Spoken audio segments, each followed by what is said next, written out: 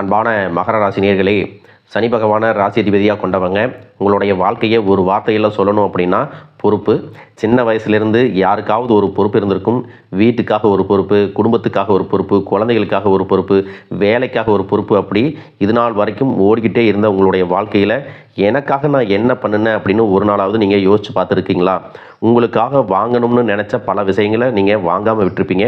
உங்களுடைய ஆசையை ஒதுக்கிட்டு குடும்பத்தினுடைய தேவைக்காக எல்லாத்தையும் விட்டு கொடுத்துருப்பீங்க. அதுக்காகவெல்லாம் ஒரு நாளும் நீங்கள் வருத்தப்பட்டதில்லை. ஆனால் மனசுக்குள்ளே சின்ன ஏக்கம் மட்டும் இருந்திருக்கும். ஒரு நாளாவது என்னுடைய வாழ்க்கையும் மாறும், நான் நினச்ச மாதிரி வாழ்ந்து காட்டுவேன் அப்படிங்கிற ஒரு நம்பிக்கை உங்கள் மனசில் இருந்திருக்கும்.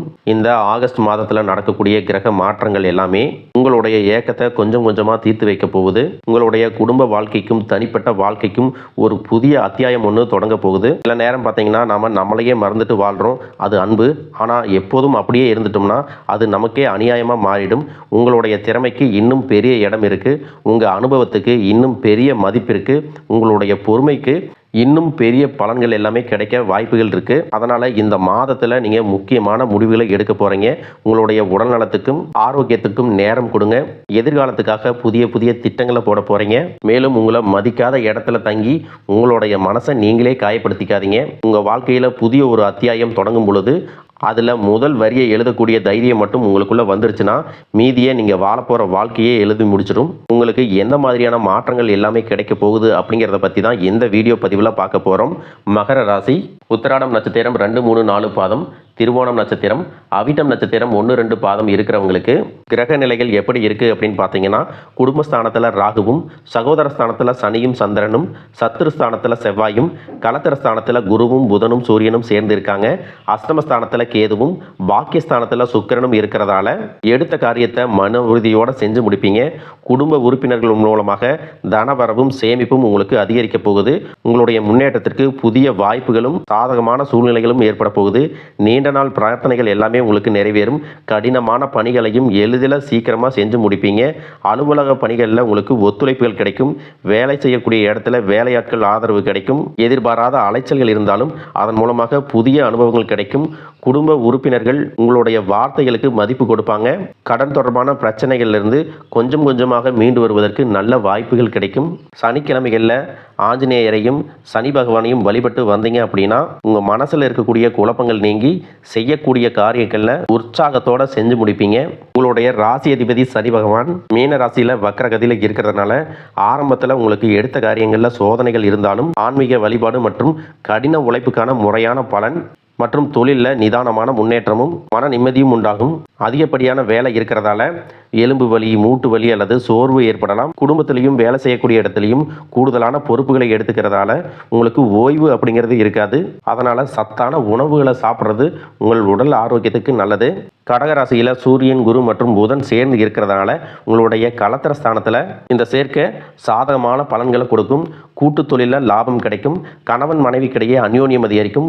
புதிய ஒப்பந்தங்கள் மற்றும் நீண்ட நாட்களாக தாமதமான காரியங்கள் எல்லாமே கைகூடி வரும். மேலும் செவ்வாய் உங்களுக்கு 6வது இடத்துல இருக்கிறதால எதிரிகளை எல்லாம் வெல்லக்கூடிய தைரியம் பிறக்கும். கடன்கள் படிப்படியாக குறையும். உடல்நிலையில் இருந்து வந்த மந்தத்தன்மை நீங்கி புத்துணர்ச்சி உண்டாகும். உங்களுடைய வேகத்தை பார்த்து எதிரிகளும் துரோகிகளும் உங்ககிட்ட மோதுறதுக்கு நேரடியாக வரமாட்டாங்க. சகோதரர்கள் வழியில் அனுகூலம் கிடைக்கும். வீண் விவாதங்களை தவிர்த்தீங்க அப்படின்னா உறவுகளில் ஒற்றுமை நீடிக்கும். மேலும் உங்களுக்கு 9வது இடமான பாக்கியஸ்தானத்தில் சுக்கிரன் நீச்சம் அடைகிறதுனால தந்தை வழி உதவிகள், ஆன்மீகம் மற்றும் நீண்ட தூர பயணங்களில் திடீர்னு தடைகள் உண்டாகலாம். சிலருக்கு தொழில் ஸ்தானத்துக்குரிய சுக்கிரன் பலவீனம் அடைகிறதுனால உத்தியோகத்திலையும் வியாபாரத்திலையும் திருப்தியற்ற சூழ்நிலைகளும் எதிர்பாராத லாபம் கிடைக்காமல் போகிறதும் நிகழலாம். அந்த மாதிரியான நேரத்தில் கடின உழைப்புக்கு அப்புறம் தான் உங்களுக்கு வெற்றி கிடைக்கும் அப்படிங்கிறத புரிஞ்சுக்கிட்டு விடாமுயற்சியோடு நீங்கள் செயல்பட வேண்டியது ரொம்பவே அவசியம். இன்னும் சிலருக்கு பார்த்தீங்கன்னா உங்கள் வாழ்க்கையில் வரக்கூடிய உறவு யார் அப்படிங்கிற சந்தேகம் இருக்கும். சிலருக்கு காதலா, சிலருக்கு திருமணமா அப்படின்னு நினைப்பீங்க. ஆனால் வாழ்க்கையில் உறவு அப்படின்னா அதுக்கு ஒரே ஒரு அர்த்தம் மட்டும் இல்லை. சிலருக்கு பல வருடங்களாக பேசாமல் இருந்த ஒரு சொந்தம் மீண்டும் தொடர்பு கொள்வாங்க. சிலருக்கு பார்த்தீங்கன்னா ஒரு நல்ல நண்பர் சரியான நேரத்தில் தைரியம் கொடுத்து உதவிகளை செய்வாங்க. சிலருக்கு வேலை மற்றும் தொழிலில் ஒரு முக்கியமான நபர் அறிமுகமாகி அவருடைய தொழிலுக்கு மிகப்பெரிய முன்னேற்றத்தை கொடுக்கக்கூடிய நபராக மாறப் போகிறாரு. திருமண வயதில் இருக்கிறவங்களுக்கு பார்த்தீங்கன்னா புதிய வரன் அல்லது வாழ்க்கை துணையை பற்றிய அறிகுறியாக கூட இருக்கலாம். ஏற்கனவே திருமணமானவங்களுக்கு கணவன் மனைவிக்கிடையே இருந்த மனக்கசப்புகள் குறைஞ்சு மீண்டும் நெருக்கம் உருவாகக்கூடிய காலமாகவும் இருக்கும். குடும்பத்தில் பிரிஞ்சிருந்த ஒருவர் மீண்டும் இணைவதும் கூட இருக்கலாம். இதில் முக்கியமாக நீங்கள் எந்த விஷயத்தை புரிஞ்சுக்கணும் அப்படின்னு பார்த்தீங்கன்னா, எல்லா உறவுகளும் நம்மக்கிட்ட நிரந்தரமாக இருக்க போகிறதில்ல. சிலர் நம்ம வாழ்க்கையில் ஒரு பாடத்தை கற்றுக் கொடுக்க வருவாங்க. சிலர் நம்ம கூட பேருந்தில் பயணம் செய்யக்கூடிய ஒரு பயணியை போல வருவாங்க. இன்னும் சிலர் பார்த்தீங்கன்னா நமக்குள்ளே இருக்கக்கூடிய திறமைகளை வெளிக்கொண்டு வரக்கூடிய ஆசானாகவும் இருப்பாங்க. அதனால் புதிய நபர்கள் உங்கள் வாழ்க்கையில் வரும் பொழுது எந்தவித எதிர்பார்ப்புகளையும் அவங்க மேலே சுமத்தாமல் எப்பயும் போல் உங்களுடைய இயல்பான குணத்தில் நீங்கள் இருங்க. இந்த காலகட்டத்தில் பார்த்தீங்கன்னா உங்களுடைய அணுகுமுறை ரொம்பவே முக்கியம். யாராவது என்னை தேடி வரட்டும் அப்படின்னு காத்திருக்கிறத விட நீங்களும் நல்ல ஒரு உறவுகளாக இருக்க தயாராக இருக்கணும். ஒரு சின்ன ஃபோன் கால் அல்லது ஒரு சந்திப்பு, ஒரு சின்ன பேச்சுவார்த்தை கூட உங்களுடைய வாழ்க்கையின் அடுத்த அத்தியாயத்தை ஆரம்பிக்க காரணமாக இருக்கலாம். அதனால் பலன்களில் சொல்லக்கூடிய உறவு அப்படிங்கிறது ஒரே மாதிரியான பலன் இல்லை. உங்களுடைய வயது, குடும்ப நிலை, வேலை, திருமண வாழ்க்கை எல்லாத்தையும் பொறுத்து உங்களுக்கான பலன்கள் மாறுபடும். இந்த 2026ஆம் ஆண்டு நிச்சயமாக நாம் ஒரு நல்ல நிலைமைக்கு வந்துடுவோம் அப்படிங்கிற மன உறுதியோடு தான் ஒவ்வொரு நாளையும் நீங்கள் எதிர்கொண்டுட்டு வரீங்க. ஆனாலும் இந்த 3 மாதங்களாக பார்த்தீங்கன்னா உங்களுக்கு பெருசாக எதுவும் நடக்கலை. இருந்தாலும் இனி வரக்கூடிய நாட்களில் நிச்சயமாக நம்ம ஜெயிப்போம் அப்படிங்கிற நம்பிக்கையும் மன உறுதியும் உங்கள்கிட்ட அதிகமாகவே இருக்குது. இது நாள் வரைக்கும் உங்கள் வாழ்க்கையில் நடந்த சில சம்பவங்களும் துரோகங்களும் உங்களுக்கு மிகப்பெரிய அனுபவத்தை கொடுத்திருந்தாலும் சில விஷயங்களை எல்லாம் இன்னை வரைக்கும் உங்களால் ஜீரணிக்க முடியலை. அதனாலேயே நிறைய நேரங்களில் உங்களுடைய மனசு வெறுத்து போய் இந்த வாழ்க்கையில் இதுக்கு மேலே நான் என்ன கஷ்டப்பட வேண்டியிருக்கு, எனக்கு இந்த வாழ்க்கையை வாழவே பிடிக்கலை அப்படின்னு நெகட்டிவான எண்ணங்கள் கூட சில நேரங்கள் வரும். இதுக்கெல்லாம் என்ன காரணமாக இருக்குது அப்படின்னு பார்த்தீங்கன்னா, நீங்கள் ஒரு லட்சியத்தோடு செய்யக்கூடிய ஒவ்வொரு நல்ல விஷயத்தை கெடுக்கிறதுக்கும் உங்கள் முன்னேற்றத்தை தடுக்கிறதுக்கும் உங்களை அவமானப்படுத்துறதுக்கும் இங்கே நிறைய நபர்கள் எல்லாம் முயற்சி பண்ணிட்டு தான் இருக்காங்க. ஆனாலும் அவங்களுடைய திட்டங்களையும் சதிகளையும் சூழ்ச்சிகளை எல்லாம் தாண்டி இப்போ வரைக்கும் நீங்கள் ஓரளவுக்கு நல்லா இருக்கீங்க அப்படின்னா உங்ககிட்ட இருக்கக்கூடிய நல்ல எண்ணங்களும் கடவுள் பக்தியும் இதுவரைக்கும் நீங்கள் செஞ்ச தர்ம காரியங்களும் தான் உங்களை காப்பாற்றிட்டு இருக்கு. இதுக்கு முன்னாடி நல்ல நண்பர்களாக இருந்திருப்பாங்க, உறவுகளாக இருந்திருப்பாங்க. அவங்களுக்கே அவங்களுடைய சுயநலத்துக்காக சில துரோகங்களை எல்லாம் செஞ்சு உங்கள் வாழ்க்கையை கெடுக்கணும் அப்படின்னு நினைக்கும்போது யார் நல்லவங்க யார் கெட்டவங்க, இவங்க எந்த அளவுக்கு பொறாமையோடவும் வன்மத்தோடவும் இருந்திருக்கிறாங்க அப்படிங்கிறத ஓரளவுக்கு இப்போ புரிஞ்சிருப்பீங்க. இது எல்லாமே தெரிஞ்சும் கூட நீங்கள் என்னமோ பண்ணுங்க, மனசாட்சிக்கு விரோதமாக தப்பு செய்கிறவங்களுக்கு அந்த கடவுள் நிச்சயமாக உங்களுக்கு ஒரு தண்டனையை கொடுப்பார் அப்படின்னு தான் கடவுள்கிட்ட உங்கள் வேண்டுதலை வச்சுட்டு கடந்து போயிட்டுருக்கீங்க. இப்படி இருக்கக்கூடிய சூழ்நிலையில தான் தான் உண்டு தான் வேலை உண்டு அப்படின்னு இருக்கிறீங்க.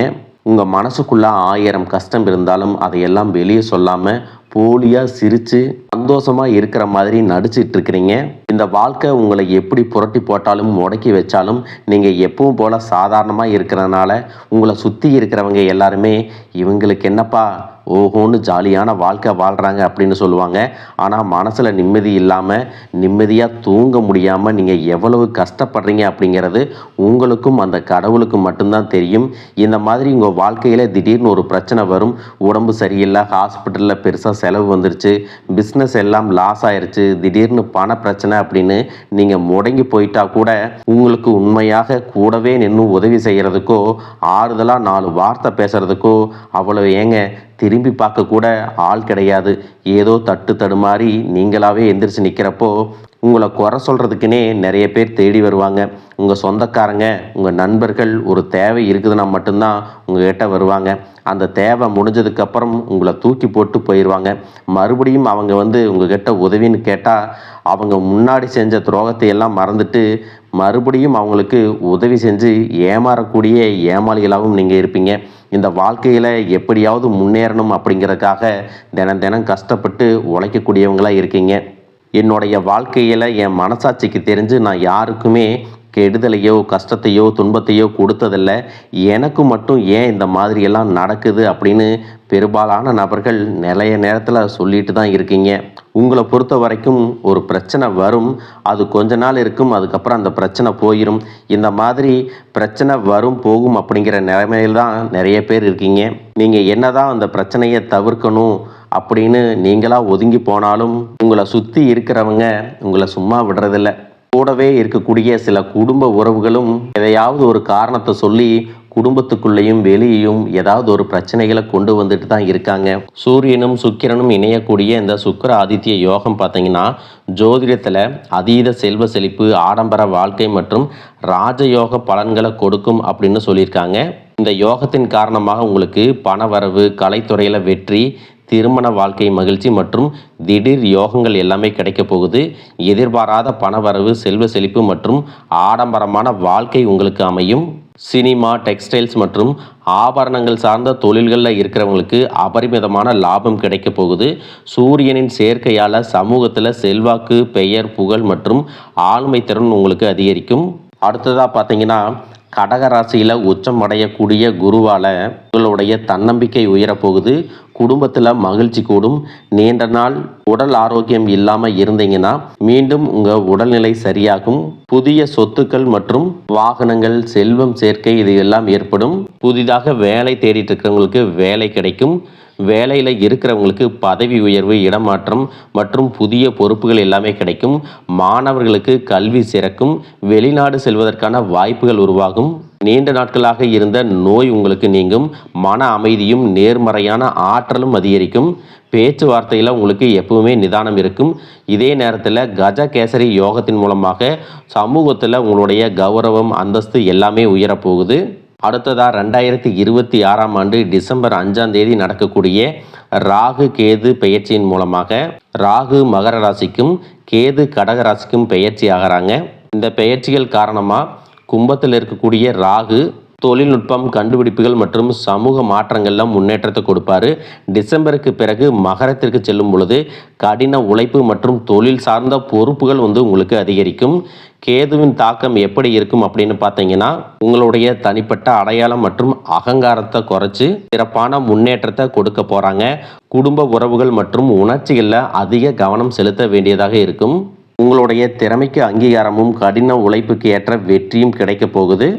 மேலும் உங்களுக்கு சிறப்பான பலன்கள் எல்லாம் கிடைக்கணும் அப்படின்னா ராகு கேது பாதிப்புகளை குறைக்கிறதுக்கு காளஹஸ்தி போன்ற ஸ்தலங்களுக்கு சென்று வழிபட்டீங்க அப்படின்னா மன நிம்மதியும் புதிய தெம்பும் கிடைக்கும். அடுத்ததாக சனி பகவானை பொறுத்த வரைக்கும் எப்பவுமே கடின உழைப்புக்கு நல்ல பலன்களை கொடுக்கக்கூடியவர். உழைப்புக்கேற்ற உயர்வு, நிதானமான முன்னேற்றம் இருக்கும்.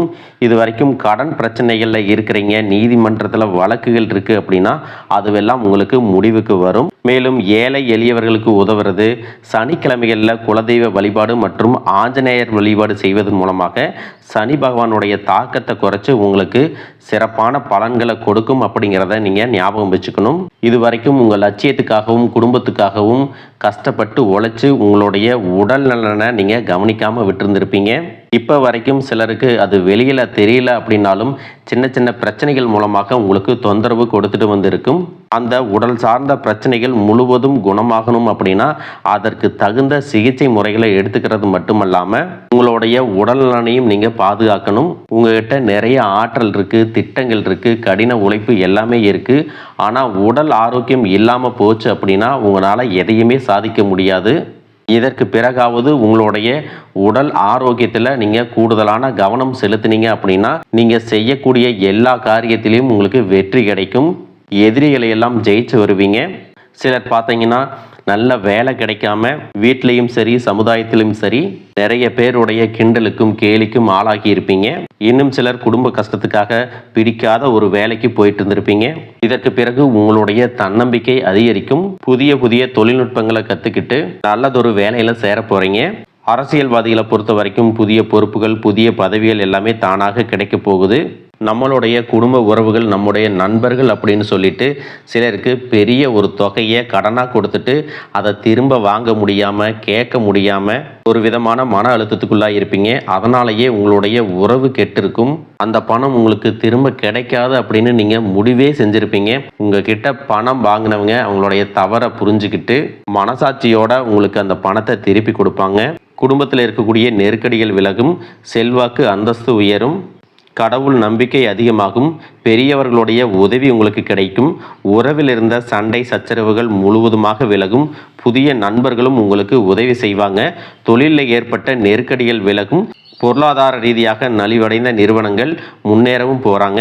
மேலும் மேலும் எதிர்பார்த்த லாபமானது உங்களுக்கு வியாபாரத்தில் கிடைக்க போகுது. புதிதாக தொழில் தொடங்கணும் அப்படின்னு நினைக்கிறவங்க இந்த காலகட்டத்தில் நீங்கள் தொழில் தொடங்கலாம். இது வரைக்கும் உங்கள் குடும்ப உறவுகளுக்கு நீங்கள் பெருசாக முக்கியத்துவம் கொடுத்துட்டு இருக்க மாட்டீங்க. எத்தனையோ கஷ்டமான சூழ்நிலைகளில் உங்களோடு எல்லாவற்றையும் சகித்து கொண்டிருந்த குடும்ப உறவு சகிப்புத்தன்மையை இழந்து கடமைக்கு ஏதோ ஒரு வாழ்க்கையை வாழ்ந்துட்டு இருக்கிற மாதிரியான சூழ்நிலையில் இருந்திருப்பாங்க. என்னதான் நீங்கள் குடும்ப உறவுகளை பத்திரமா பார்த்துக்கிறேன், எல்லாத்தையும் பூர்த்தி செஞ்சு கொடுக்குறேன் அப்படின்னு சொன்னாலும் குடும்ப உறவுகள் கிட்ட நீங்கள் மனம் விட்டு பேசணும். நீங்கள் 20 வயசில் இருந்தாலும் சரி, 70 வயசில் இருந்தாலும் சரி, குடும்பத்தில் இருக்கிறவங்களுடைய மனநிலையை நீங்கள் எல்லா கட்டத்திலையும் புரிஞ்சுக்கணும். அவங்களுடைய வார்த்தைகளுக்கு மதிப்பு கொடுத்து சில விஷயங்களை திருத்திக்கிட்டும் சில விஷயங்களை மாற்றிக்கிட்டும் நீங்கள் இருந்தீங்க அப்படின்னா உறவுகள் உங்களை தலையில் தூக்கி வச்சு கொண்டாடுவாங்க. உங்களை பொறுத்த வரைக்கும் குடும்பத்தில் நிம்மதி முழுசாக கிடைக்கணும் அப்படின்னா சில இடங்களில் விட்டு கொடுத்து போகிறது தான் நல்லது அப்படிங்கிறத ஞாபகம் வச்சுக்கோங்க. இதையெல்லாம் சரியாக செய்யாத காரணத்தினால தான் நிறைய பேருடைய குடும்பத்தில் கணவன் மனைவியாக இருப்பாங்க, வெளியே போவாங்க வருவாங்க, ஆனால் உண்மையான அந்யோன்யம் இருக்காது, சரியாக பேசிக்க கூட மாட்டாங்க.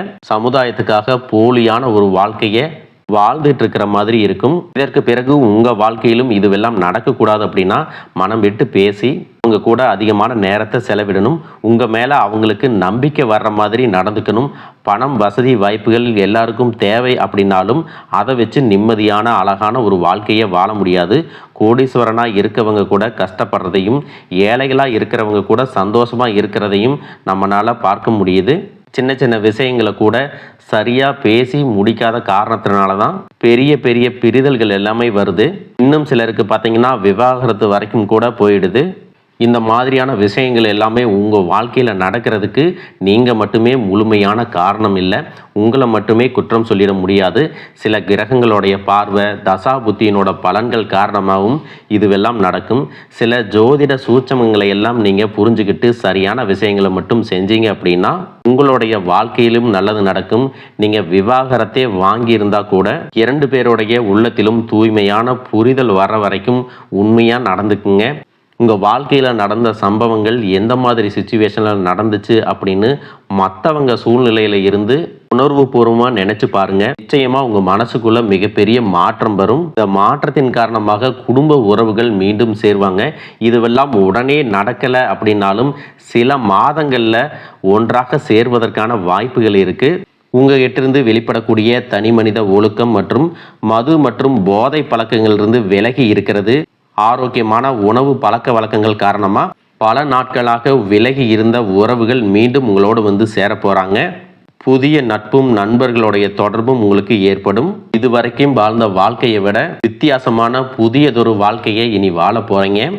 உங்களுடைய நல்ல எண்ணங்களுக்கு எப்பவுமே உங்களுக்கு நல்லதே தான் நடக்கும். நம்பிக்கையோட ஒவ்வொரு அடியும் எடுத்து வைங்க. வாழ்க வளமுடன், வாழ்க பல்லாண்டு.